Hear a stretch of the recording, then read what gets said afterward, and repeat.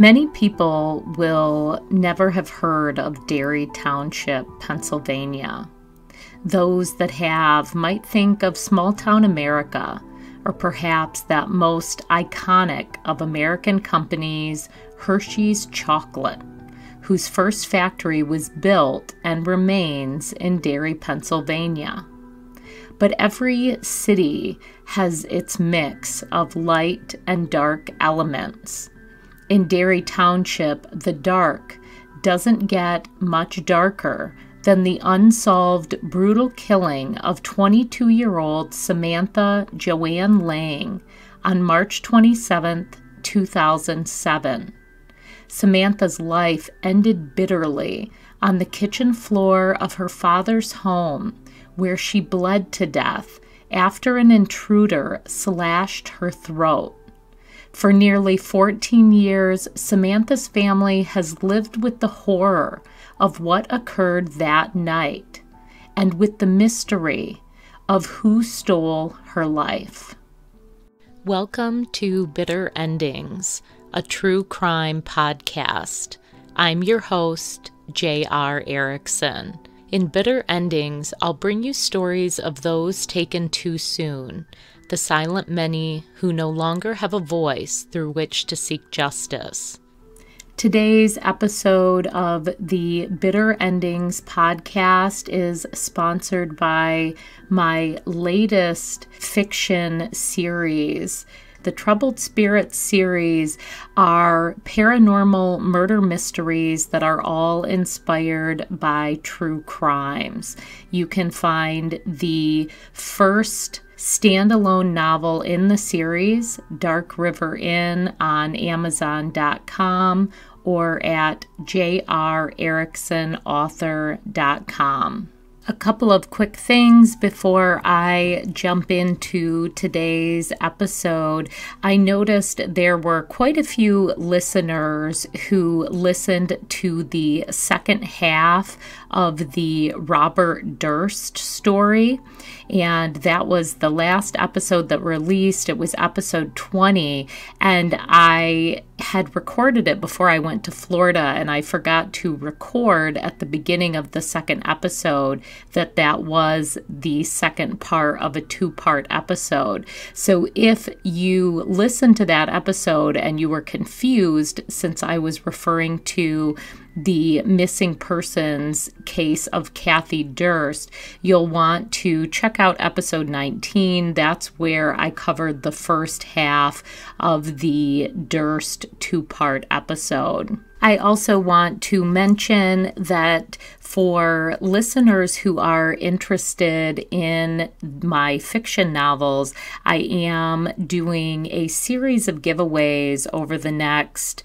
probably 2 months. So this will go into the end of April, and I'm giving away 5 audiobooks every single week. So if you are interested in winning either a Northern Michigan Asylum audiobook or a Troubled Spirits audiobook, those will be available on Audible, but you do not need to have an Audible membership to listen to them.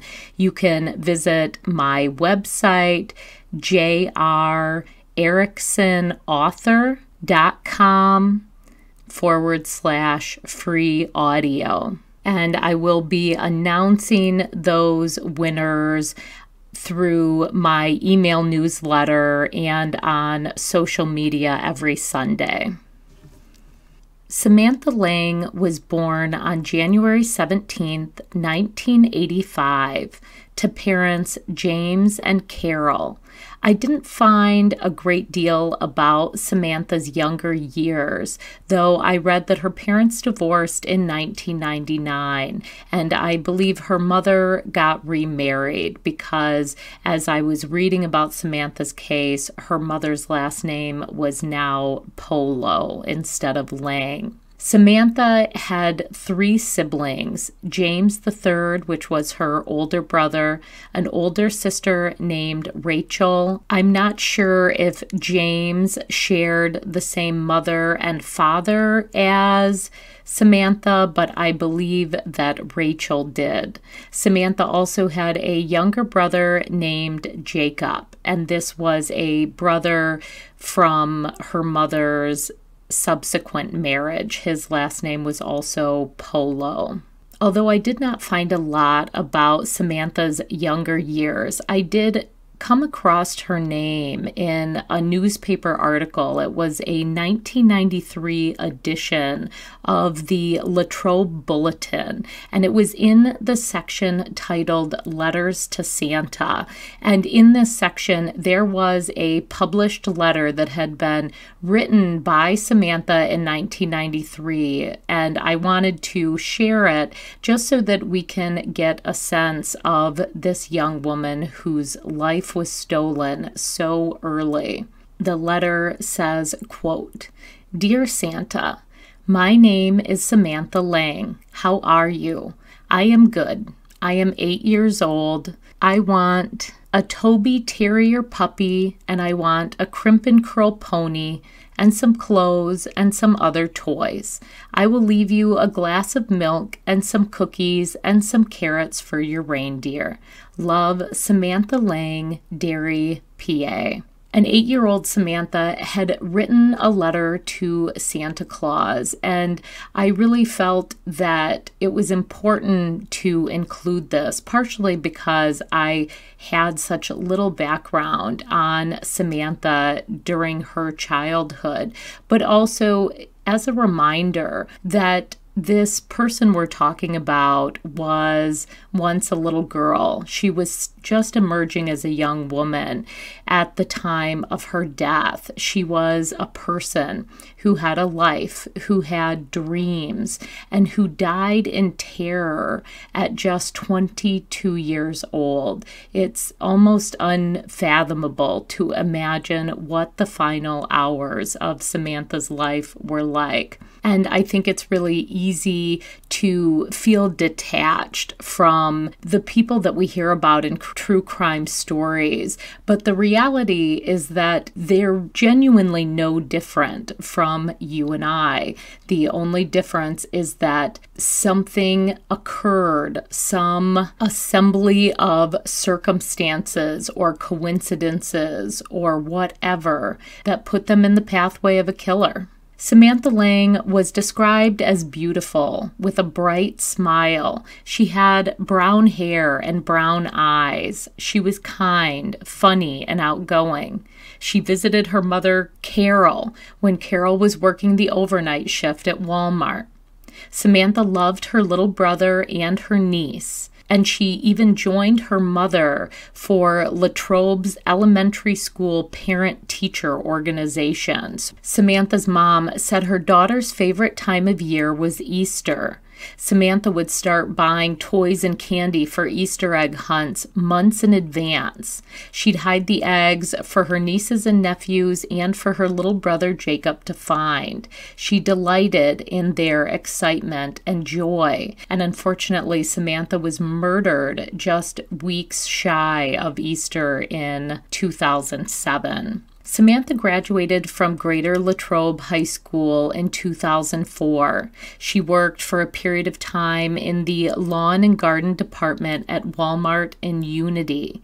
She had also started taking classes at Western School of Business in Monroeville with the hopes of becoming a paralegal. In the final week of Samantha's life, she started a new job at Laurel Nursery in Unity.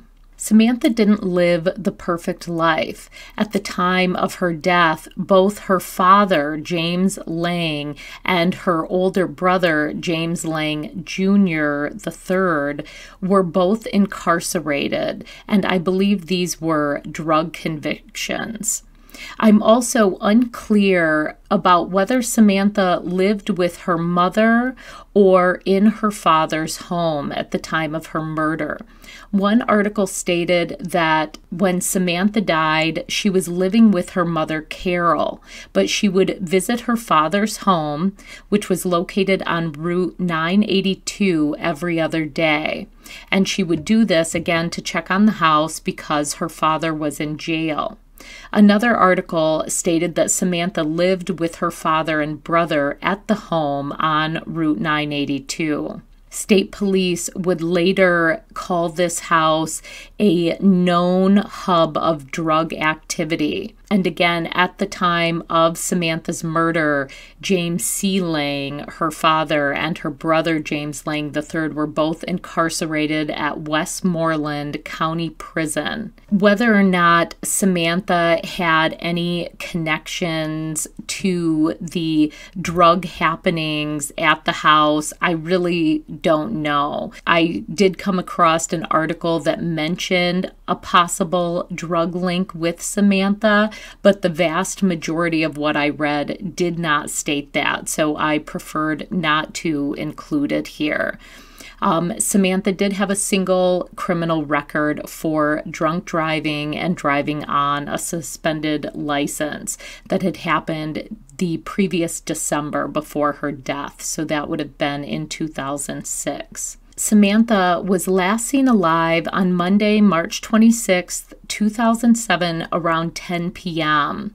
The specific details of what came next are unclear. Again, I'm unsure if Samantha went home to her father's house where she was living or if she had simply gone to her father's house to check on it. The following day, which was Tuesday, March 27th, around 9 p.m., a family friend stopped by the house. He made a horrifying discovery.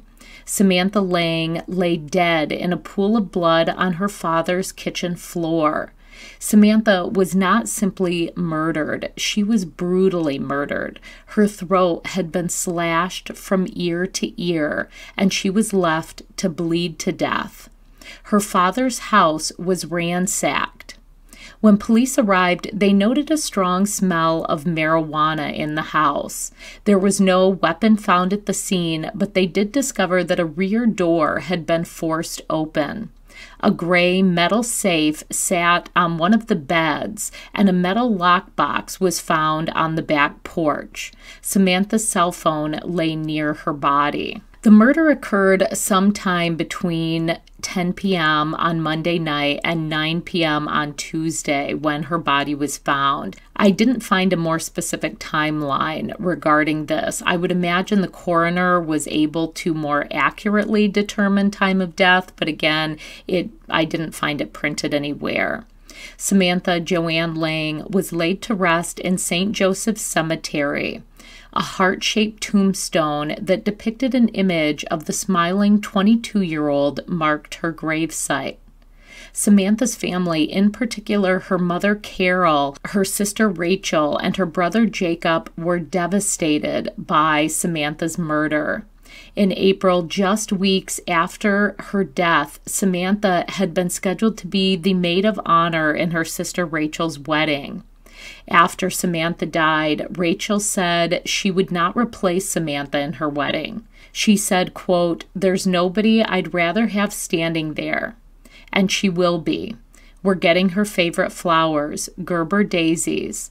That will be there in her place. It's going to be a happy and sad day for me, but I know Samantha will be glad to be part of it. Samantha's mother, Carol, would label the date of her daughter's death, March 27, 2007, as the worst day of her life. She would gather with friends and family on the anniversary of her daughter's death in the years after at St. Joseph's Cemetery in Derry for a graveside candlelit vigil.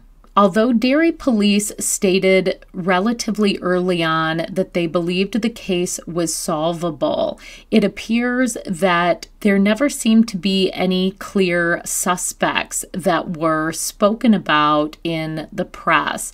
In an April 2012 article in Trib Live, Carol stated, quote, "You try to put it out of your mind by keeping busy, but you just can't, knowing someone out there did this to my beautiful girl and is still walking around.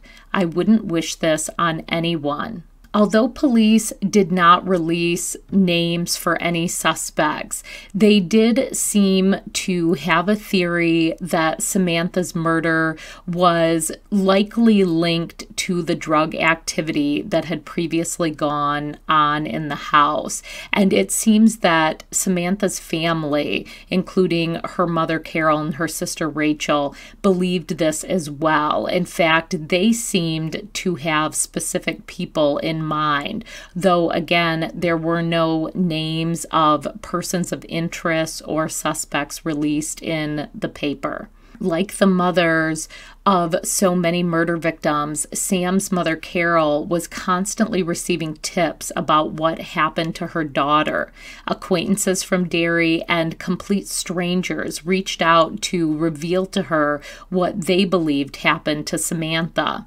Unfortunately, Carol said few of those people would take that evidence to detectives. Carol believes multiple people know who murdered her daughter, but they're afraid of retaliation if they tell the truth. Carol herself said in multiple articles that she believes she knows who killed her daughter, based on all of the tips she's received and the fact that they seem to point in one direction. But again, she doesn't have the evidence to prove it, though she does have faith that will eventually change. In a September 2012 article in the Pittsburgh Post-Gazette, Carol said, quote, "We just need the right person to come forward and be brave and not be intimidated." She also said, quote, "She was my baby. She was my baby girl. Do you think my family is going to forget her? We're coming for them. We are fighting, and when all is said and done, the dominoes are going to fall." She also said anyone with information about Samantha's murder should know that her daughter would have done everything in her power to help them if their situation was reversed. In that same article, investigator trooper Robert Haar said the case was one of the top priorities for Greensburg State Police. He also reiterated that he believed the case was solvable and that a lot of people in Derry Township knew a lot more about what happened to Samantha than they were telling police. Again, the prevailing theory seemed to be that someone or a group of someone's possibly broke into Samantha's father's home with the intention of stealing drugs or money. And Samantha was murdered either because she was caught in the house unaware, or perhaps to keep her silent, or also maybe because she tried to stop whoever had broken in. As the years went by, Samantha's mother and sister Rachel continued fighting for justice. In a 2012 article in Pittsburgh's Action News, Rachel said, quote, "Her killer thinks he got away with it, you know? To him, my sister means nothing, but to us, she was everything. You don't get to take somebody and then live life normally, because my life will never be the same. So how dare you live normal? We are coming, and when we come, he's not going to know what hits him." Like many loved ones searching for answers, Samantha's mother eventually turned to less conventional options to help find justice for her daughter. Regardless of your personal beliefs, psychics come up again and again in cases of unsolved murders and disappearances. As a person who writes fiction that often dabbles in such phenomenon, I too find it endlessly fascinating. But like with many things, it's rife with mistruths. Whenever someone is desperate for answers, there are people who seek to capitalize on their willingness to do anything to find the truth. That being said, the psychics who offered assistance in Samantha's case are two sisters, Suzanne Vincent and Jean Mackenzie Vincent from Butler County. They claim to be psychic, and they offer their gifts at no charge. So these are not women who are trying to make money off of someone's suffering. And I do think that sometimes we need to consider that, because whether or not they have information that can be helpful, sometimes just a glimmer of hope can make a big difference for someone when years are passing and there are no developments occurring. Suzanne Vincent, one of the sisters, said she first noticed her psychic abilities at the age of 4 when she was visited by her deceased grandmother. Despite pursuing a career as a hairstylist and a caregiver, she eventually started to tune in more and more to her otherworldly connection. In October of 2013, the Vincent sisters agreed to help Vicki Scheller of Butler County locate the body of her missing 21-year-old son, Mickey, who had vanished on August 7th, 2013. Vicki said she knew immediately that her son was deceased, but she wanted to find his body. Taking one of Mickey's shirts, the two sisters, along with Vicki Scheller, drove to several of the places that Mickey liked to hang out. They eventually visited a place where the sisters both claimed they felt his energy. The weather was poor that day, so Vicki had to return to the site the following day. Mickey's body was found at the location in his Jeep. In a May 2014 article in Public Opinion, a Chambersburg, Pennsylvania newspaper, Vicki said, quote, "I know it all sounds strange, but we were driving around and all of a sudden they both just had this feeling. And they were right. It was 74 days of Mickey being gone, and it was a very bad time of our lives. Without them, we couldn't have put all the things together to find him. They did it out of kindness, and they answered our prayer in helping us find him." In April of 2014, the Vincent sisters were asked to help Carol regarding the unsolved murder of Samantha. They met at the home in Derry Township where Samantha was murdered. I watched a YouTube video, which I will include in the show notes, that actually captures the Vincent sisters meeting with Samantha's family, including her mother Carol, her sister Rachel, and some other friends and family that were not identified. One of the Vincent sisters immediately started to speak about receiving impressions of the color yellow and saying that Samantha was appearing through that color. The sister also said that Carol went back and forth in her mind, seeing her daughter with long hair because Samantha had perhaps recently cut it, to which Carol nodded.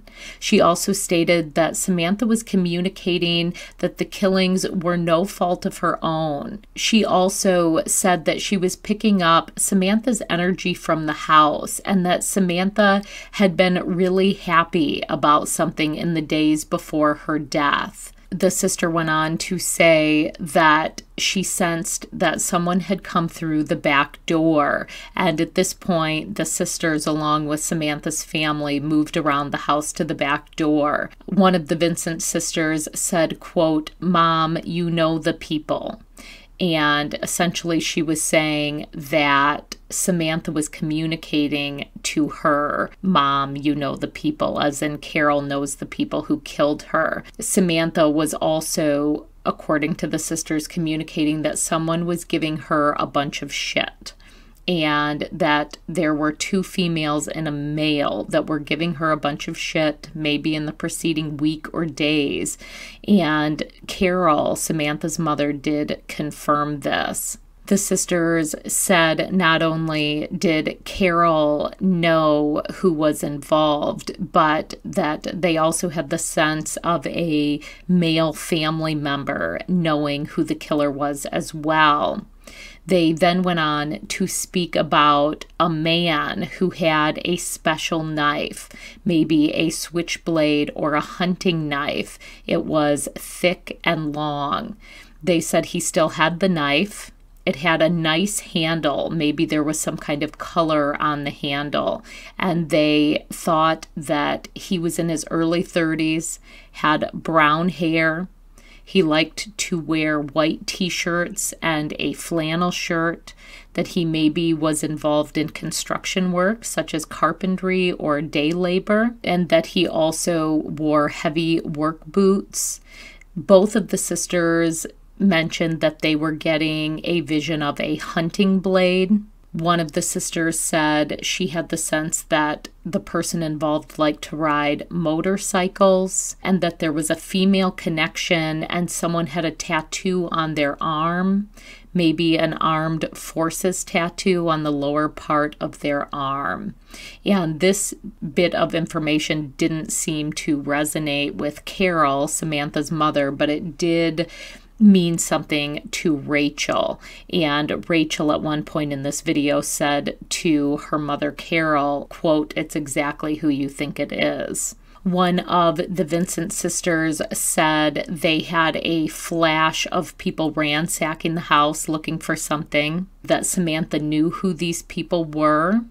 And she also said that they made it look like a crime, but it was set up. And the people who had done this were angry at Samantha's entire family, and they were looking for something. And potentially this crime was payback for something else. They also mentioned that Samantha defended herself and she fought. They spoke of what wonderful energy Samantha had, and they described hearing her laugh like a hyena, which, again, this was something that seemed to resonate and sort of move Samantha's mother, Carol. Overall, I thought it was an interesting video, and I think, again, everyone has differing perspectives on things like psychics and mediums.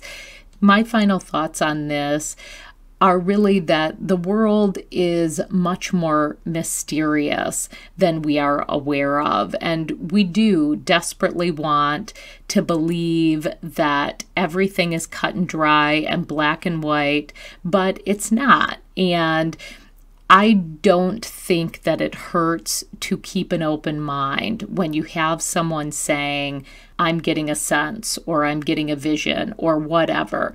It's not going to hold up in court, but it can help to point someone in a direction. And again, if it does nothing more than give them hope, that's worth something. Another thing I wanted to mention is, since this video was taken at the house where Samantha was murdered, you could see where the house was. And it was set off by itself. It's not as if there were other houses right on top of it, although there were neighbors beside it, other homes beside it. But what I really noticed is this was a busy area. There were cars going by pretty much constantly while this video was being taken. And so I wondered about whether anyone had witnessed a car in the driveway that night, if anyone had seen anything that would have pointed to the vehicle that the perpetrator was driving.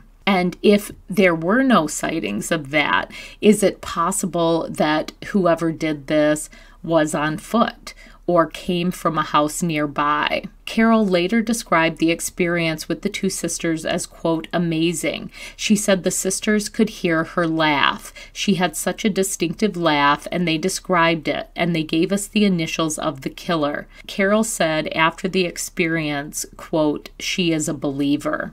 Although James C. Lang, Samantha's father, was eventually released from prison, he was arrested again in 2014 for threatening and torturing a woman over a 5-day period in July of that year.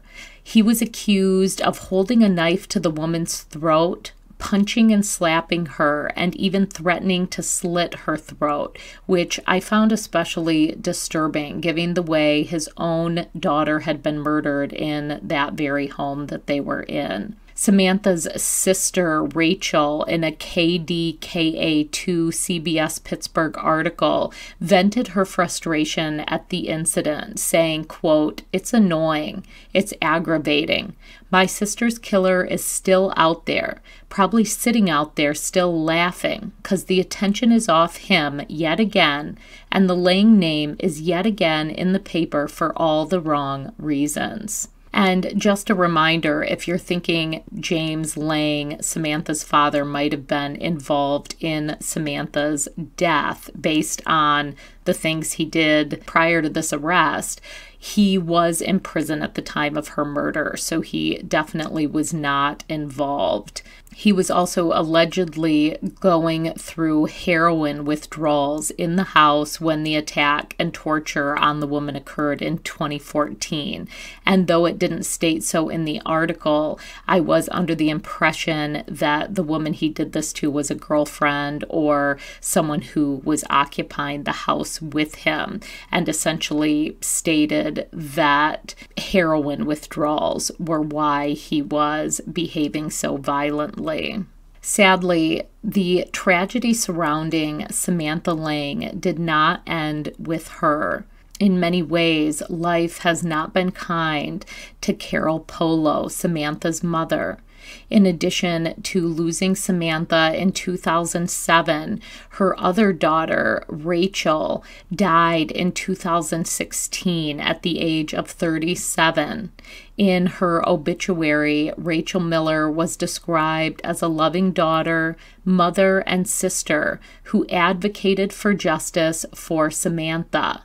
They said in the obituary that she was, quote, Samantha's voice. Then in 2017, on January 5th, at the age of 17, Carol's son, Jacob Antonio Polo, also died. In the space of a decade, Carol Polo lost 3 children.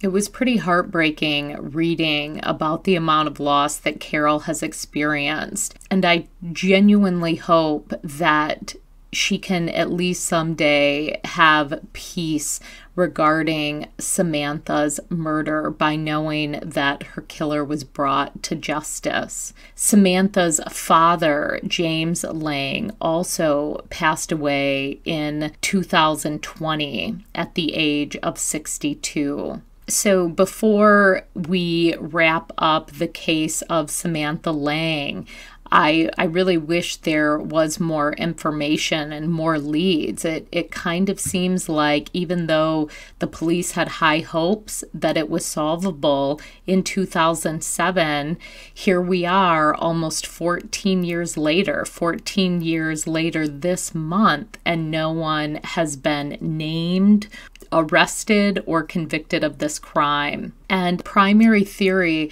seems to be that someone or several someones broke into James Lang's house looking for drugs or money.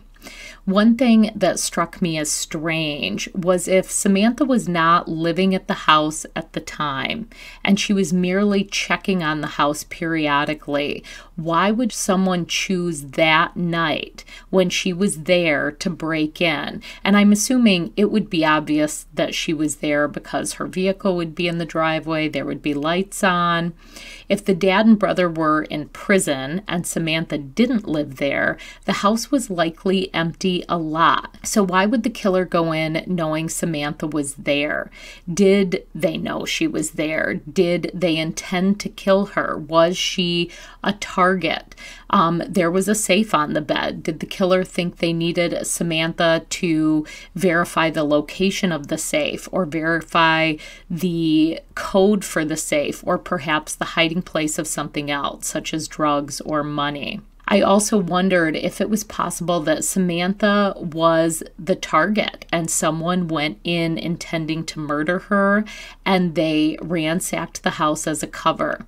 So that was something that the psychic sisters mentioned as well, the possibility that the house was torn apart to make it appear that it was a robbery or it was someone looking for drugs or money. There was no mention of sexual assault regarding Samantha, nor any mention of people in her life who wanted to do her harm. And her sister was pretty outspoken in the media. So I think if there had been a boyfriend or there had been a strange person in her life that they suspected of targeting her or stalking her, that information would have been out there. But again, that doesn't rule out the possibility that someone had become fixated on her and decided to murder her. Still, the most logical explanation seems to be that a person who was dealing or doing drugs went into the house because it was a known hub of drug activity, according to the police, and that person either strung out or desperate for a fix or just wanting or needing money, or again, maybe they had a vendetta against the dad. They went in willing to do whatever it took to get the thing they wanted.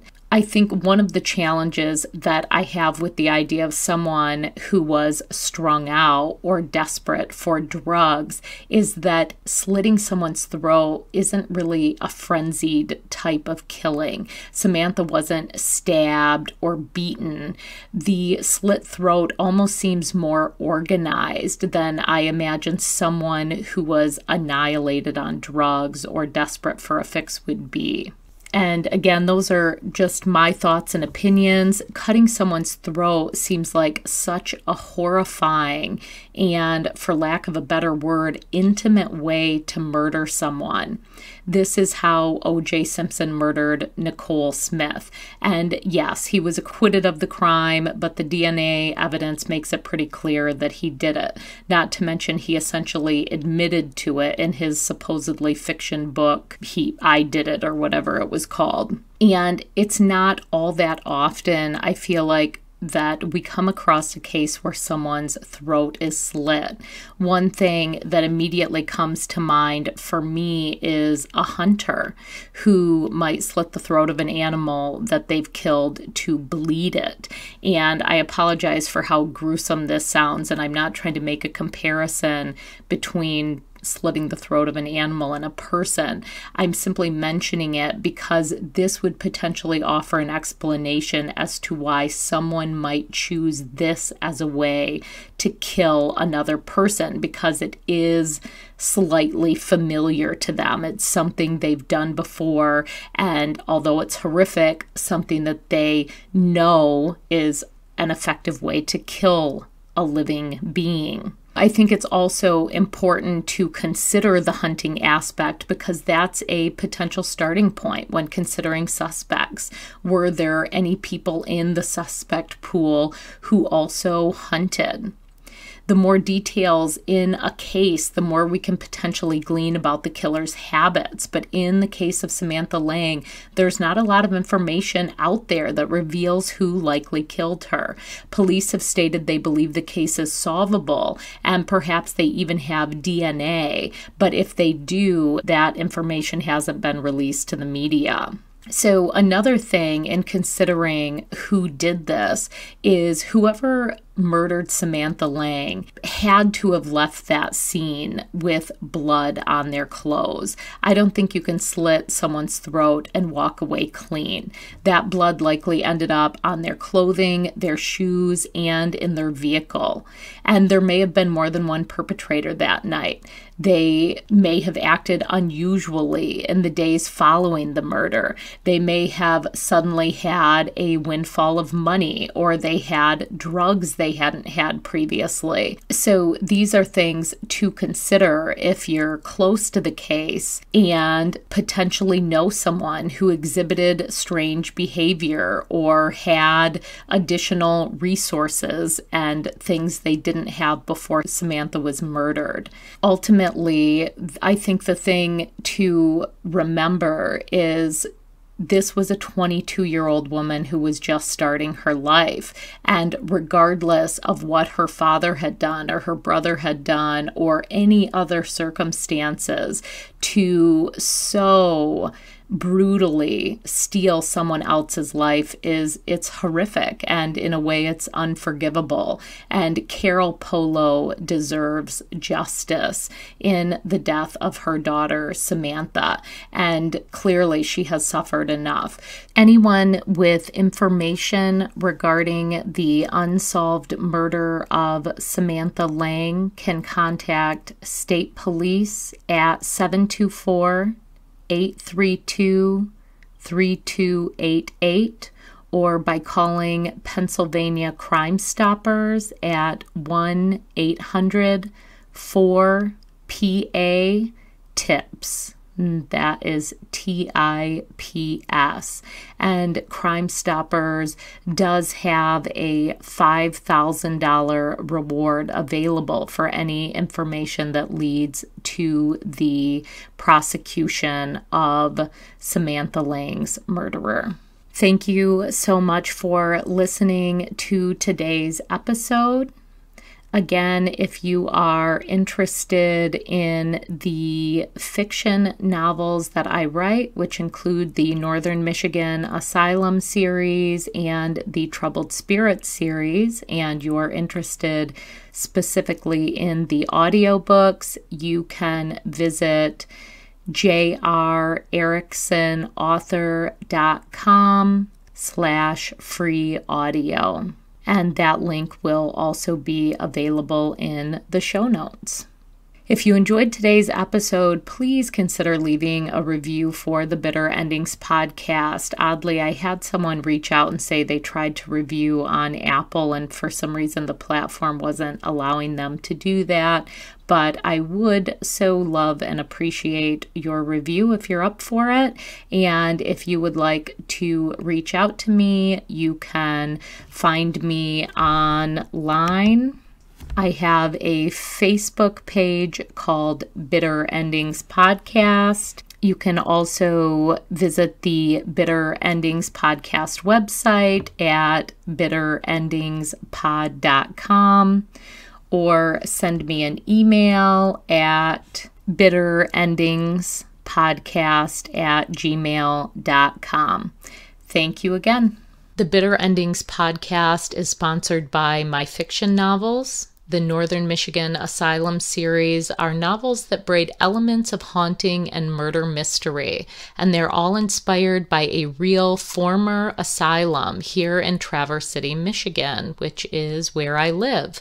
You can find the novels on Amazon.com in audio format if you are an Audible listener, as well as in ebook and paperback. If you enjoyed today's episode of Bitter Endings and you would like to hear more, please consider subscribing to this podcast and also leaving a review. Thanks so much and have an amazing and a safe day. I just want to take a quick minute to also acknowledge the music played in the Bitter Endings podcast. This song is called Disease Tree by Noya Sakamata.